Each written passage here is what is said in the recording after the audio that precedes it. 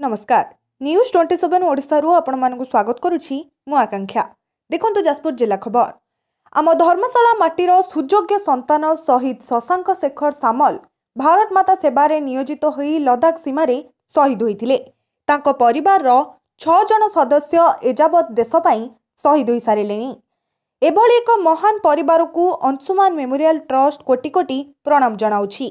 आज शहीद शशांक शेखर सामल को अमर आत्मार सद्गति पाई अंशुमान मेमोरियल ट्रस्ट संपादक श्रीजुक्त हिमांशु शेखर साहू नेतृत्व क्रमे आज जारका स्थित ट्रस्ट कार्यालय ठारू मोहम्मती शोभायात्रा आरंभ करी स्थानीय त्रिनाथ मंदिर प्रांगण में पहुंची सेठारे श्रद्धांजलि अर्पण करथिले।